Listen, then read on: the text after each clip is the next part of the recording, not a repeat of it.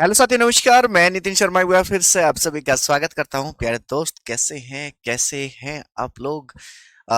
मैं तो सच बोलता हूं यार, बड़ा खुश हूं। आपको मेरे मतलब फेस से पता चल रहा होगा मैं कितना खुश हूं। मतलब चेहरे पर एक अलग मुस्कुराहट है इस चीज को लेकर। एक बार सभी प्यारे दोस्त जुड़ जाएंगे। सभी का स्वागत और भरपूर स्वागत है भाई। हमारे साथ में शुभम जी हैं, रोहित जी हैं, रविंद्र कुमार जी हैं, मोहित जी हैं, सौरभ जी हैं, निशा रानी जी हैं, संध्या पवार जी हैं। सभी का स्वागत और भरपूर स्वागत है भैया। कैसे हैं आप? जी। Good, good, good. कहते हैं जब ऊपर वाला देता है तो छप्पर फाड़ के देता है भैया, है ना? ऐसी ही एक कहानी एकदम समझ निकल कर आई है। अरे वाह! मेरी प्यारी बहन कह रही है कि sir history is my favourite. होना भी चाहिए, क्यों ना हो फेवरेट। तो एक बार रिवीजन वाले प्रश्न लिखते हैं।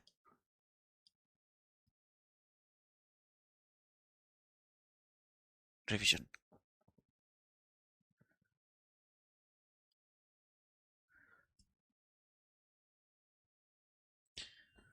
रिवीजन।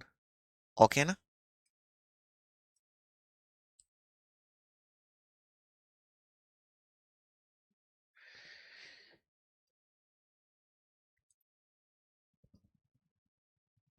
जी। प्रश्न क्या है भैया?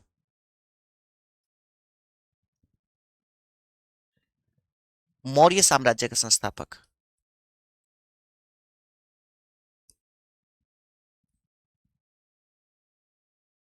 मौर्य साम्राज्य का संस्थापक। संस्थापक। ओके। पहला प्रश्न। हाँ भाई, कहाँ चला? मौर्य साम्राज्य का संस्थापक। दूसरा प्रश्न क्या होगा हमारा? मेगस्थनीज की पुस्तक का नाम। Megasthenes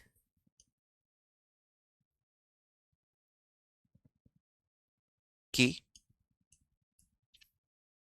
book. ओके। यहीं पर। कलिंग युद्ध कब हुआ? कलिंग युद्ध कब हुआ? अगला प्रश्न।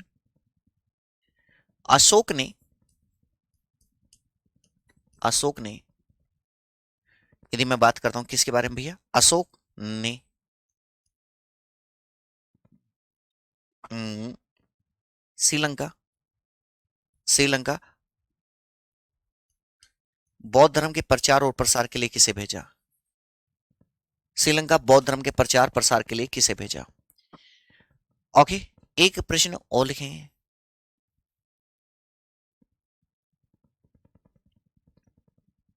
सुंग वंश का संस्थापक कौन था?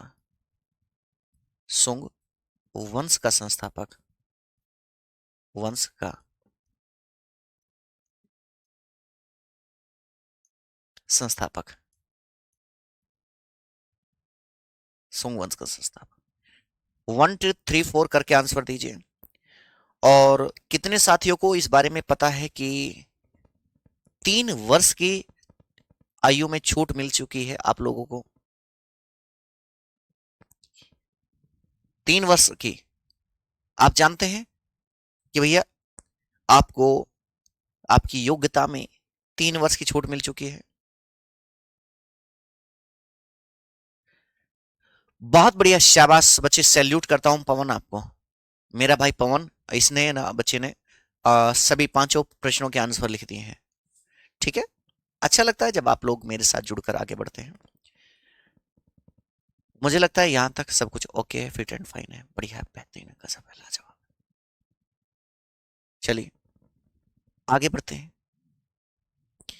यदि हम मौर्य वंश की बात करें प्यारे दोस्त, मौर्य वंश की, तो मौर्य वंश का संस्थापक कौन है? चंद्रगुप्त मौर्य।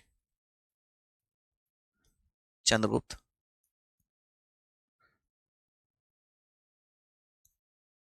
मौर्य, चंद्रगुप्त मौर्य। ठीक है। मैगनीज की पुस्तक का नाम क्या है? इंडिका।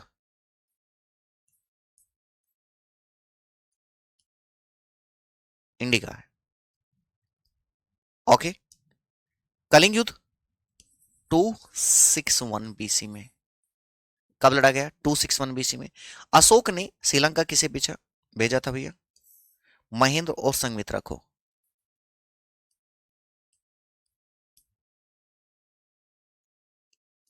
एवं संघमित्रा।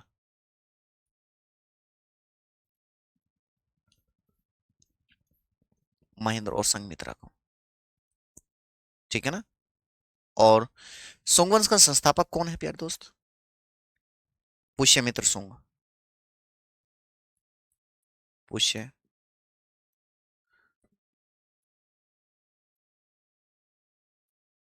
सुंग।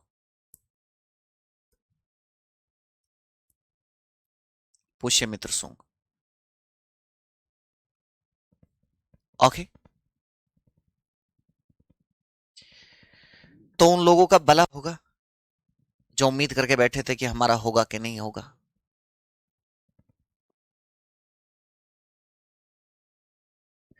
क्या हम बढ़े अपने सेशन की तरफ? क्या हम अपने सेशन की तरफ बढ़ सकते हैं? आप बताइएगा। जी। ओके। सेशन बहुत प्यारा है। हम लोग आज पढ़ने जा रहे हैं गुप्त साम्राज्य।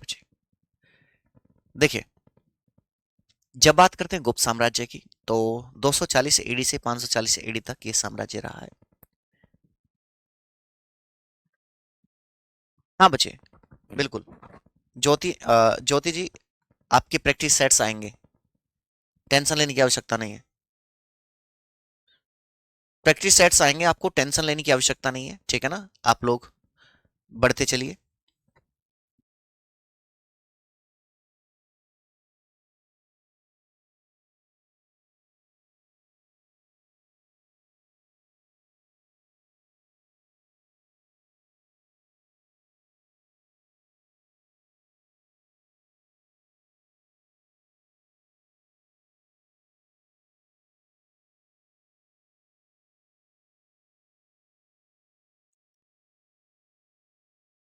जी,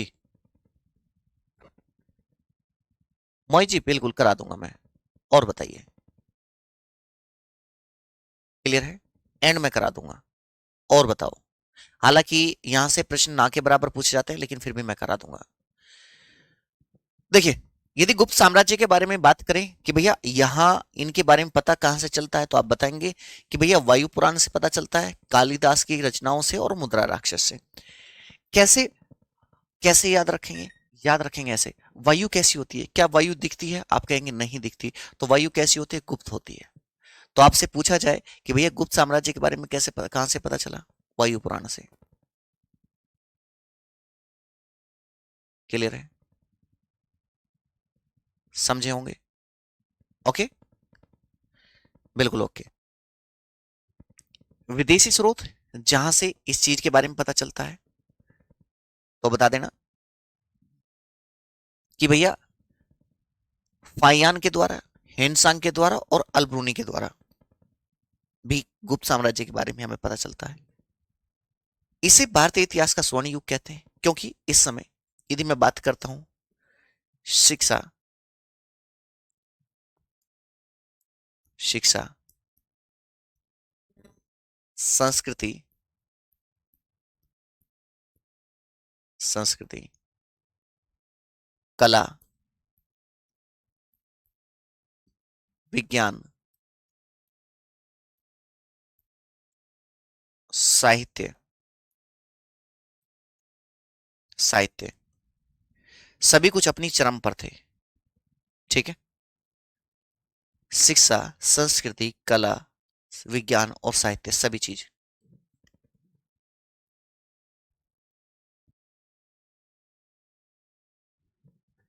वो गुप्त जो थे कुषाणों के सामंत थे। सामंत का अर्थ क्या होता है कि हम भी शासन कर रहे हैं, आप भी शासन कर रहे हैं एक ही समय पर। आप अलग जगह शासन कर रहे हैं, हम अलग जगह। संस्थापक कौन है? श्रीगुप्त है प्यारे दोस्त। और यदि मैं बात करता हूं, श्रीगुप्त ने उपाधि कौन सी धारण की थी? महाराजा की। कौन सी? महाराजा की। और श्रीगुप्त के उत्तराधिकारी था घटोत्कच। घटोत्कच उत्तराधिकारी तो था, लेकिन वो शासन नहीं चला पाया था। राजीव जी ये एक लेखक रहे हैं। प्रमुख गुप्त शासकों को याद रखने की एक ट्रिक बता रहा हूं, याद रखिएगा। सोच, सोच के, कस के, भागा, भागा विष्णुगुप्त।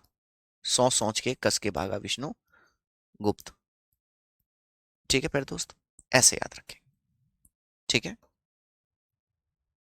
चलिए तो देखते हैं। इस सह से तो प्यारे दोस्त होगा श्रीगुप्त। श्रीगुप्त क्या बताएंगे? ये हुआ श्रीगुप्त, ये हुआ चंद्रगुप्त प्रथम, चंद्रगुप्त फर्स्ट। ओके, इस सह से क्या हुआ? इस सह से हुआ भैया, क्या होगा? समुद्रगुप्त, समुद्रगुप्त। ओके, ये है चंद्रगुप्त सेकंड, चंद्रगुप्त सेकंड। ये इस कै का कोई अर्थ नहीं होगा, इस कै का कोई अर्थ नहीं होगा। इस वाले कैसे होगा? कुमार गुप्त, कुमार गुप्त।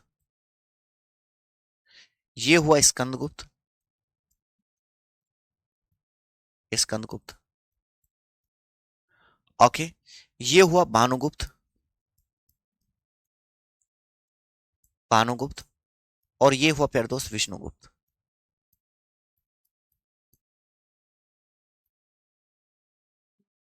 विष्णुगुप्त।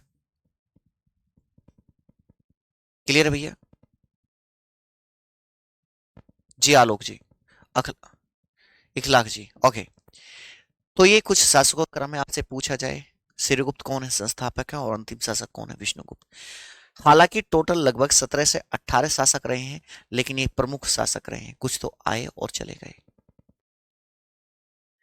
जिन साथियों ने बाद में क्लास को ज्वाइन किया है, ये समझिए कि जहां से आपने शुरू किया है, यदि आज से शुरू किया है तो मतलब आज से ही आपकी शुरुआत है। बाकी जो है, जैसे आपको सैटरडे संडे मिलता है टाइम, आप सैटरडे संडे में अपना जो भी बैकलॉग बचा हुआ है आप उसे पूरा कर लीजिएगा, क्योंकि सैटरडे संडे आपकी एप्लीकेशन पर क्लास नहीं होती है। और मुझे उम्मीद है कि आप इस बात को अच्छे तरीके से समझ गए होंगे। कितने साथी हैं जो इस बात को समझ गए? एक बार सभी साथी बताइए बेटा। ठीक है, हाँ, एक बार मैं सभी साथियों से जानना चाहता हूं। उसे मैं ठीक करा दूंगा शीतल जी, उसे मैं ठीक करा दूंगा। चलिए एंट्री करते हैं किस पर? एंट्री करते हैं प्यारे दोस्त। आज बहुत ज्यादा कुछ नहीं है, गुप्त वंश, सिर्फ गुप्त वंश के बारे में पढ़ेंगे, इसके अलावा कुछ नहीं। चंद्रगुप्त प्रथम गुप्त वंश का वास्तविक संस्थापक इस व्यक्ति को ही माना जाता है। The real founder of the Gupta dynasty is considered to be. उपाधि यानी टाइटल की बात करते हैं, चंद्रगुप्त प्रथम ने कौन सी उपाधि धारण की थी? महाराजाधिराज की। क्या बताएंगे? उपाधि की बात आ रही है, महाराजाधिराज की उपाधि धारण की थी। चंद्रगुप्त प्रथम जिस दिन गद्दी पर बैठा उसी दिन भैया 319 ईस्वी में, क्या बताएंगे, 319 ईस्वी में गुप्त संवत को चलवाया। और उसी दिन राजा रानी नाम का सिक्का चलवाया। ठीक है, अपनी पत्नी के लिए, अपनी पत्नी के लिए। पत्नी कौन थी? कुमार देवी, जो कि एक लिच्छवी राजकुमारी थी। पत्नी का नाम क्या था? कुमार देवी। कौन राजकुमारी थी? कि भैया लिच्छवी प्रिंसेस थी, लिच्छवी प्रिंसेस थी प्यारे दोस्त। और आपको बहुत सारे लोगों को डर लग रहा होगा कि सर हमारा सिलेक्शन होगा कि नहीं होगा। प्यारे दोस्त, आपका सिलेक्शन होगा, निश्चित रूप से होगा। और आपको कामयाब होने से कोई नहीं रोक सकता, ये मैं वादा कर सकता हूँ इस चीज का। बशर्ते आपको क्या करना है, आपको अपने ऊपर काम करना है, अपने ऊपर। कुछ दिन अपने ऊपर काम करिए, आपको कोई हराने वाला नहीं है, समझे? सो डोंट वरी, सभी चीजें आपके फेवर में होंगी, हर चीज आपके फेवर में होगी। आपको ना डरना है, ना घबराना है, बस निरंतर मेहनत करते चलना है, हर एक चीज आपकी मुट्ठी में होगी। क्लियर है बच्चे? इसके बाद में इसने समुद्रगुप्त को उत्तराधिकारी बनाने के बाद संन्यास ग्रहण कर लिया था इसने, यानी कि ज्यादा कुछ किया नहीं था। तो समुद्रगुप्त से बहुत ज्यादा क्वेश्चन पूछे जाते हैं और उसी पर हम काम करेंगे। समुद्रगुप्त के बारे में बात करेंगे। इस व्यक्ति को भारत का नेपोलियन, ठीक है, क्या बताएंगे? इस भारत का नेपोलियन, इसे ही कविराज कहा जाता है, परम भागवत कहा जाता है, परम कर्मांग, लिच्छवी दोहित्र। दोहित्र का मतलब आप जानते हैं, देवता के नाम से नहीं जानते, दोहित्र के देवता है, ठीक है। क्योंकि लिच्छवी कौन थे भैया? इसके नाना नानी थे। व्याघ्र पराक्रम, समरशत, काच के नाम से जानते हैं। बौद्ध भिक्षु वसुबंधु को इस व्यक्ति ने संरक्षण दिया था। तो इतने सारे नामों से एक व्यक्ति को जाना गया, वो कौन है? समुद्रगुप्त।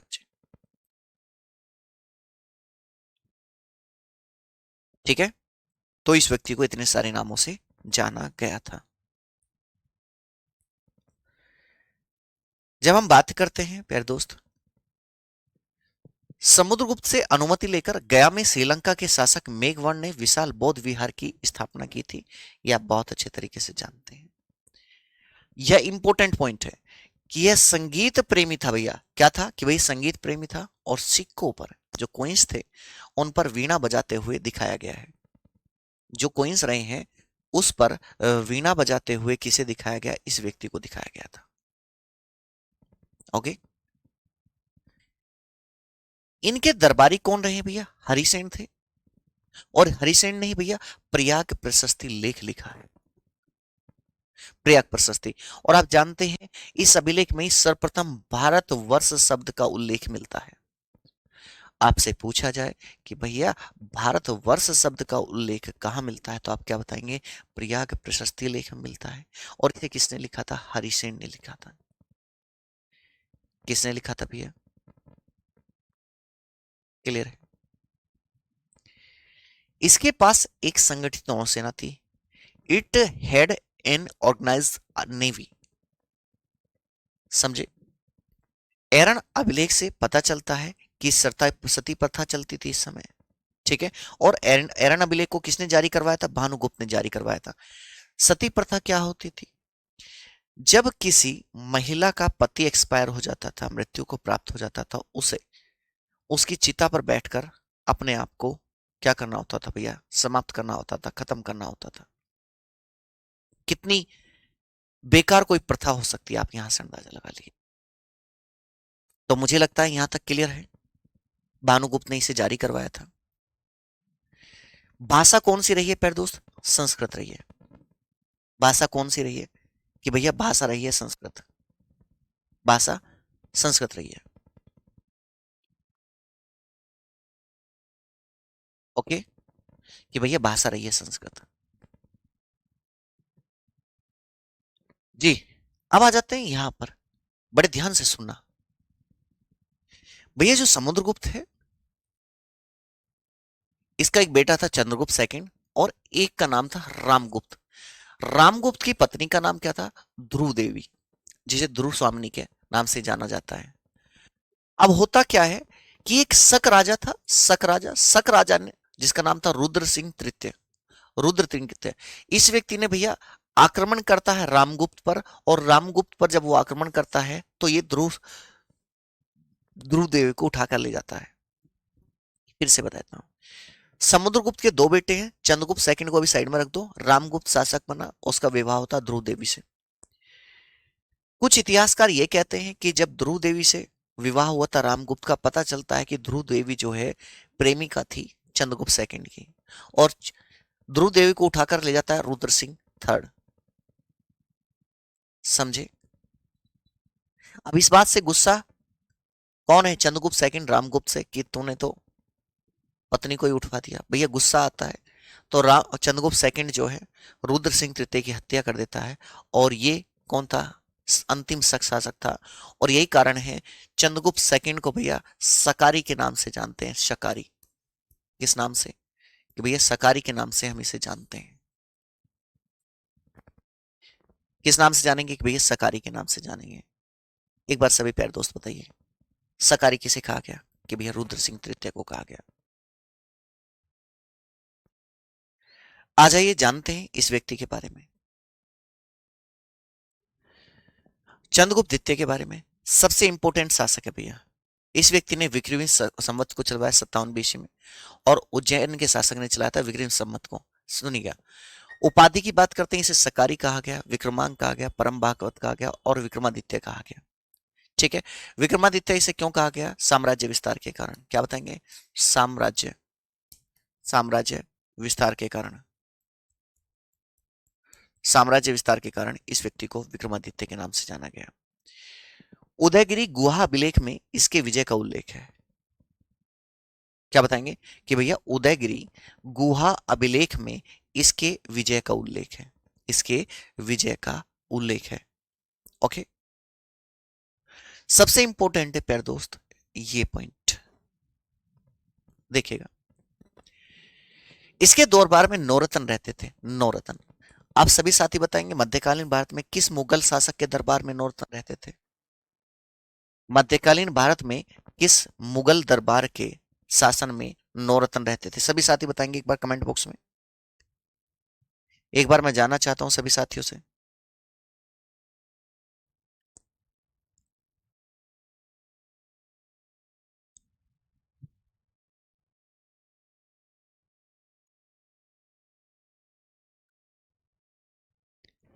जी, बताएगा कोई?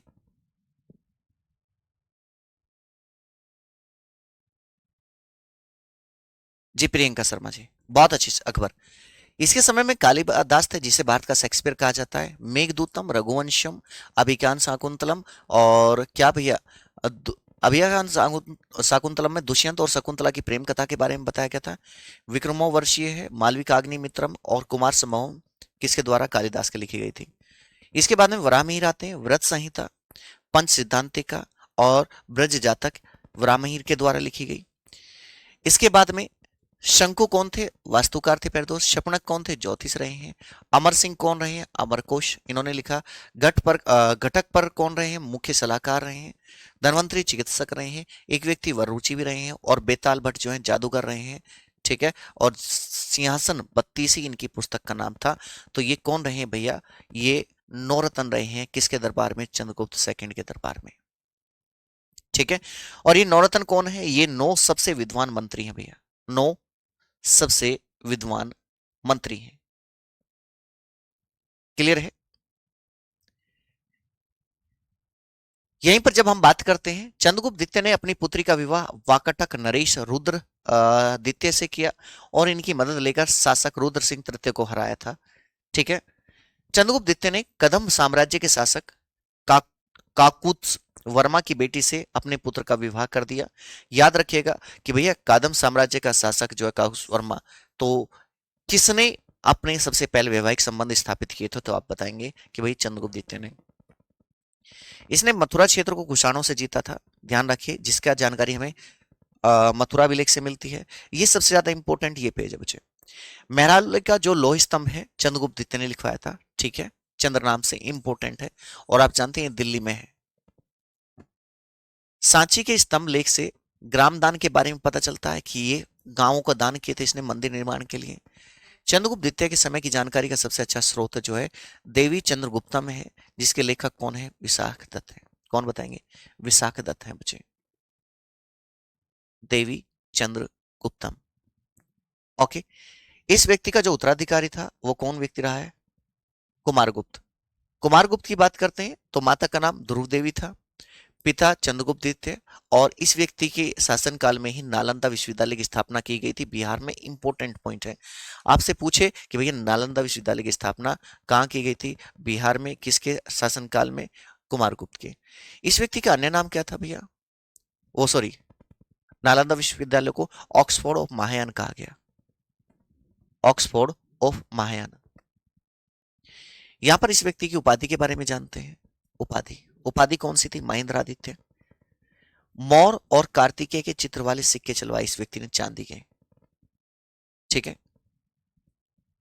इसके समय के सर्वाधिक अभिलेख मिले हैं और मंदसौर अभिलेख की रचना वत्सभट्टी ने की थी। इसके अंतिम दिनों में पुष्य मित्र जातियों ने आक्रमण किया परंतु असफल रहे, ऐसा वर्णन देखने के लिए मिलता है।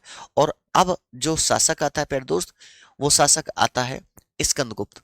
और स्कंदगुप्त की बात करते हैं तो इसके समय पर हूण आक्रमण हुए थे, इंपॉर्टेंट है, जिसका नेतृत्व करता यानी कि लीडर कौन था भैया? तोरमान। पूछा जाता है हूण आक्रमण का लीडर कौन रहा है? वो रहा है तोरमान। कौन बताएंगे प्यारे दोस्त कि भैया तोरमान।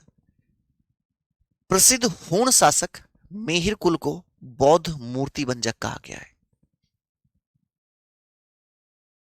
क्या कहेंगे? प्रसिद्ध हूण शासक मिहिर कुल को क्या कहेंगे? बौद्ध मूर्ति भंजक कहते हैं।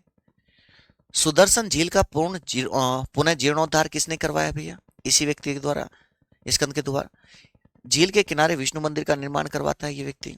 गुप्त वंश में कुल 24 शासक हुए भैया और वृषभ शैली के नए सिक्के जारी करवाता है ये।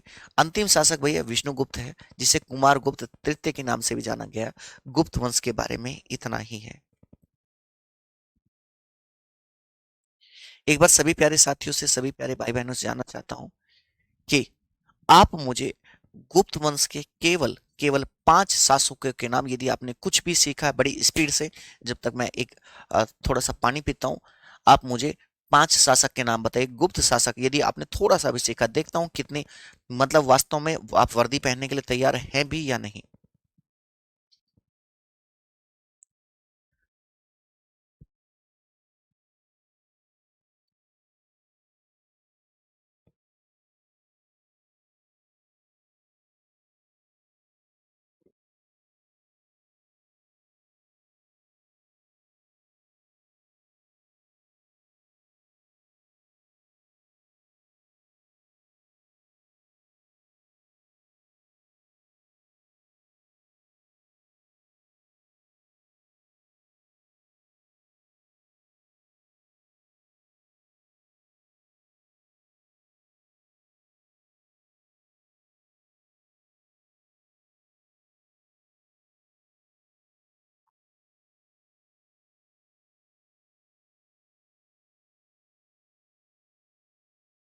हाँ,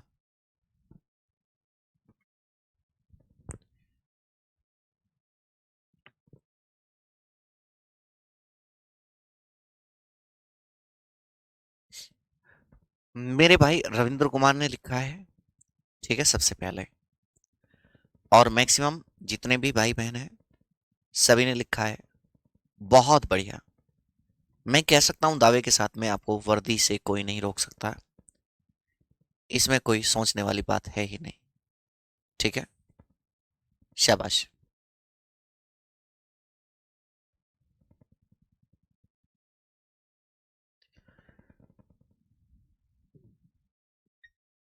इसके बाद में जब हम बात करते हैं प्यारे दोस्त, इसके बारे में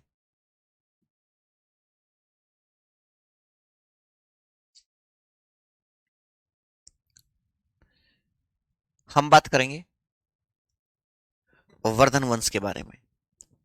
ठीक है, वर्धन वंश के बारे में हम लोग जानेंगे। क्या था? जिसे थानेश्वर का पुष्यभूति वंश या फिर वर्धन वंश भी कहते हैं।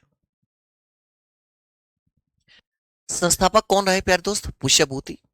आपसे पूछे कि भैया वर्धन या पुष्यभूति वंश का संस्थापक पुष्यभूति रहा है। और उसी में एक शासक रहा है बच्चे, प्रभाकर वर्धन। और प्रभाकर वर्धन के 3 बच्चे होते हैं। राज्यवर्धन, जो कि बड़ा पुत्र था।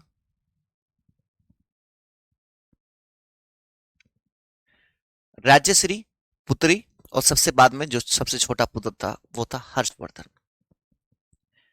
वो कौन था भैया? हर्षवर्धन था। ओके। प्रभाकर वर्धन ने राज्यश्री की शादी अवंती वर्मन के पुत्र ग्रहवर्मन से कर दी। क्या बताएंगे? प्रभाकर वर्धन कौन है? शासक है। उसने अपनी बेटी की जो शादी है किससे कर दी भैया? अवंती वर्मन के पुत्र ग्रहवर्मन से कर दी। बड़े ध्यान से सुनना है यहाँ। शशांक और देवगुप्त ने मिलकर गृहवर्मन की हत्या करके राज्यश्री का अपहरण कर दिया। बड़ी फिल्मी सीन है इसमें। अब होता क्या है, एक व्यक्ति है शशांक और दूसरा है देवगुप्त। ये क्या करते हैं भैया, ये क्या करते हैं, इन्होंने गृहवर्मन की तो हत्या कर दी और राज्यश्री का अपहरण कर लिया। किडनैप हो गई, किडनैप। प्रभाकर वर्धन के समय हूणों ने आक्रमण किया, जिसका दमन करने के लिए राज्यवर्धन को भेजा गया। अब राज्यवर्धन वहां चला गया, राज्यश्री का अपहरण हो गया है। अब बचता है कौन, हर्षवर्धन। कौन बचा, बचिया हर्षवर्धन बचा। क्लियर है।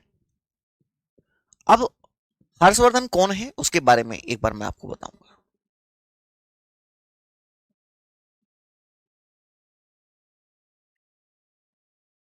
अब आता क्या है, कुरंगक दूत से हर्षवर्धन ने अपने पिता प्रभाकर वर्धन व माता यशोमती सती की मृत्यु का खबर सुनकर अपने राज्य आते हैं। अब कौन वापस आ गया भैया, हर्षवर्धन जो है अब वापस आ चुके हैं अपने माता पिता की मृत्यु के बारे में सुनकर।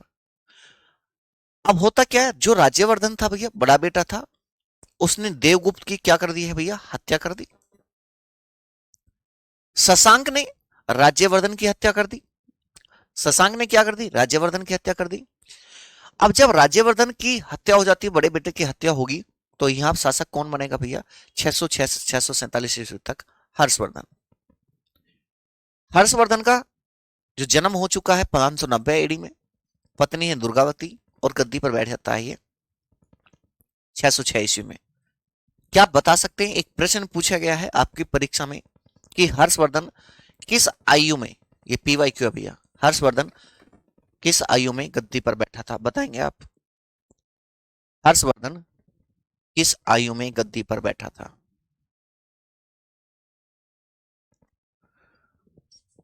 हर्षवर्धन किस आयु में गद्दी पर बैठा था, आई वॉन्ट टू नो,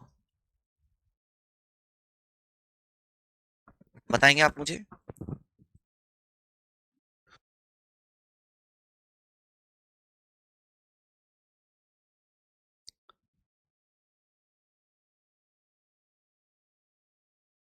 उन्हें नहीं कराएंगे भैया मोहित, वहां से प्रश्न पूछे नहीं गए हैं, बेफालतू की चीजें नहीं कराऊंगा।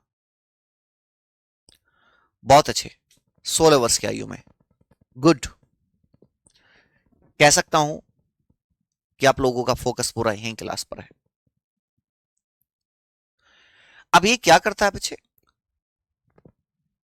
गौड़ नरेश शशांक को ये पराजित कर देता है और दिवाकर मित्र जो है बौद्ध भिक्षु की मदद से हर्षवर्धन ने अपने बहन राज्यश्री को खोजा। भिक्षु था। हर्षवर्धन को साहित्य का सम्राट भी कहा जाता है। Harshvardhan is the God of emperor of literature. इस व्यक्ति ने राजधानी किसे बनाया, कन्नौज, और कन्नौज का ही पुराना नाम क्या था, कान्यकुब्ज था। कन्नौज का पुराना नाम क्या था प्यारे दोस्त, कान्यकुब्ज रहा था। हर्षवर्धन को पुलकेशिन ने हराया था, किस नदी पर, नर्मदा नदी के तट पर 618 ईस्वी में। तो हर्ष की हार का पता हमें कहां से पता चलता है, ऐहोल अभिलेख से पता चलता है। किसने हराया था, कि भैया पुलकेशिन ने हराया था। किसने, कि भैया पुलकेशिन ने हराया था। ओके ना। हर्षवर्धन के बारे में थोड़ा सा और जानते हैं भैया।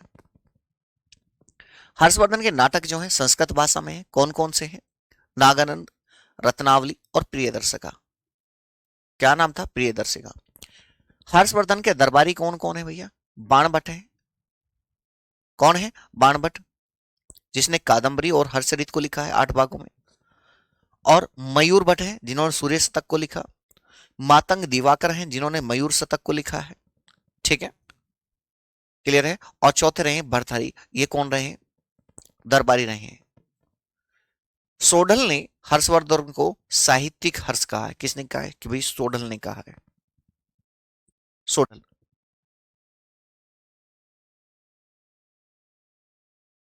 अब आ जाते हैं, इसके शासनकाल में एक व्यक्ति आया था। क्या बताएंगे भैया, इसके शासनकाल में एक व्यक्ति आया था जिसका नाम था हिनसांग। 630 में था, 645 तक, यदि मतलब 15 वर्षों तक यह रहता है। चीन से आया था, एक चीनी यात्री था, चाइनीज ट्रेवलर था। इसे ही यात्रियों का राजकुमार कहते हैं, प्रिंस ऑफ पिलग्रिम्स। इसे सांग भी कहा जाता है, सांग। 18 महीने नालंदा में महायान शाखा का अध्ययन करता है ये व्यक्ति। इस समय नालंदा के कुलपति कौन है भैया? सीलभद्र हैं। ठीक है। और इस समय यहां पर विद्यार्थियों और शिक्षकों का अनुपात है 5:1। 5 विद्यार्थियों पर 1 शिक्षक है बच्चे, समझे? इस व्यक्ति ने अपनी एक पुस्तक लिखी है सीयू की, जिसमें अपनी यात्रा का विवरण किया। हेनसांग की जीवनी जो है किसने लिखी? हिलने ने लिखी। किसने? हिल ने। वह साइलेंट रहेगा बच्चे इसमें। आज सीयू की पुस्तक में है क्या क्या? व्यापार का महत्वपूर्ण केंद्र बताया है कन्नौज को। दक्षिण में व्यापार का महत्वपूर्ण केंद्र बनाया है, बताया कांची को। हर्ष की सेना कैसी थी? चतुरंगिनी थी। और हर्ष का नाम बताया शिलादित्य। चतुरंगिनी सेना से मतलब क्या है? कि भैया इन्होंने बताया कि हर्ष के पास पैदल सैनिक थे, घुड़सवार थे, रथ सवार थे, और हाथी सैनिक थे, जिन्हें आप हाथी सवार बोलेंगे। क्या बोलेंगे? हाथी सैनिक के नाम से आप इन्हें जानेंगे। ठीक है प्यारे दोस्त, चीजें समझ में आई? क्लियर है? यहां पर बात करें, हर्ष की सेना में अरब का सेनापति कौन था? कुंतल था। और हर्षवर्धन के कार्य जो सबसे इंपॉर्टेंट है भैया, यह व्यक्ति महामोक्ष परिषद का आयोजन करता है। कहां भैया? प्रयागराज और कन्नौज में। महामोक्ष परिषद क्या था? यह अपने कमाए हुए धन का, अपने कमाए हुए जो भी इसकी कमाई हुआ करती थी, संपूर्ण कमाई को ये दान करके आ जाता था। संपूर्ण कमाई को प्रत्येक 5 वर्ष का, प्रयागराज और कन्नौज में। इसी व्यक्ति ने कुंभ मेले की शुरुआत करवाई, प्रयागराज में, हरिद्वार में, नासिक में और उज्जैन में। अर्धकुंभ होता है बच्चे 6 माह का, कुंभ होता है 12 माह का, और महाकुंभ लगता है आपका 24 वर्ष में। कुछ साथी इसे 144 भी बोलते हैं। 144 वर्षों में महाकुंभ लगता है बच्चे।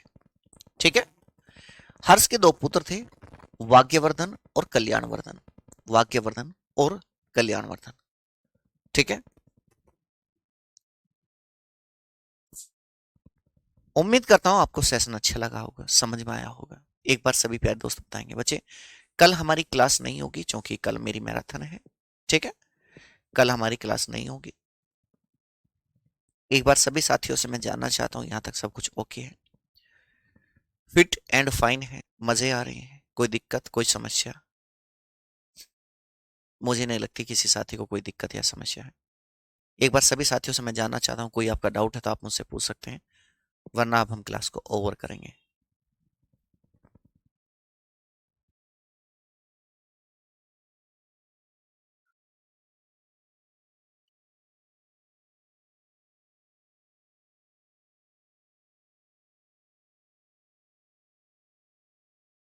कुमारगुप्त को शरतकालीन सूर्य कहा जाता है, क्योंकि बहुत शांत स्वभाव का था वो।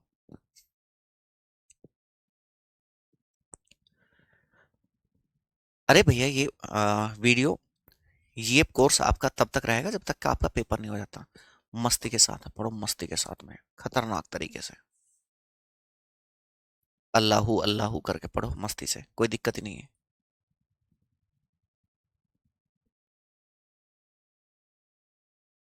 हाँ, ओके। एक चीज हमेशा ध्यान रखिएगा,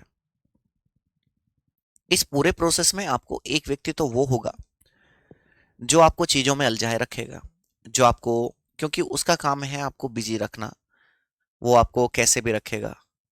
वो आपको ना बहुत बहुत सारी ऐसी चीजें पढ़ाने का प्रयास करेगा जो आपके काम की है भी नहीं। देखें, एक बात बताइए, आपने इतना पढ़ा, उसमें से इतना पेपर में आया, और आपने इतना पढ़ा और उसमें से इतना सारा पेपर में आ गया, इतना सारा, तो नंबर 1 बेस्ट है या नंबर 2 बेस्ट है? बताइए, बेस्ट कौन सा है? बेस्ट बेस्ट कौन सा है?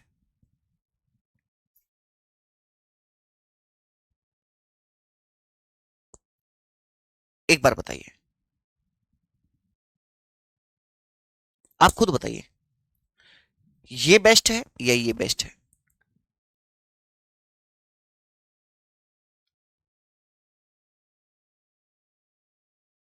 आप कहेंगे सचिन नंबर टू बेस्ट है। अंडर द सन सिलेबस है बच्चे, अंडर द सन। आपको वो पढ़ना है जो लिमिटेड है और जो आपकी परीक्षा की दृष्टि से महत्वपूर्ण है। समझे? होने के लिए तो मैं सच बता रहा हूं। प्रियंका जी, मैं इसे ठीक करा दूंगा, ये हिस्ट्री ही है हमारा। ठीक है, सैटरडे संडे में आपकी क्लास नहीं होती, और कल वाला गुरविंदर जी कह रहे हैं कि वन बेस्ट है, क्योंकि पढ़ाई कभी वेस्ट नहीं जाती। बच्चा एक बार सिलेक्शन ले लो, आपको है ना, जब ट्रेनिंग के बाद में दुनिया भर का मौका मिलेगा, बहुत सारी बुक्स पढ़ना, दुनिया भर की बुक्स पढ़ना, ये समय सिलेक्शन लेने का है, विद्वता दिखाने का नहीं है। ठीक है ना? हाँ हाँ, आप बेफालतू की टेंशन मत लीजिए, मस्ती के साथ में पढ़ते रहो, हंसते रहो, मुस्कुराते रहो। मैं हमेशा आप लोगों के साथ में हूँ, हर तरीके के साथ में हूँ। तो मिलते हैं बच्चे, और मिलते हैं फिर। तब तक के लिए टाटा बाय बाय, राम राम, जय हिंद, जय भारत बच्चे।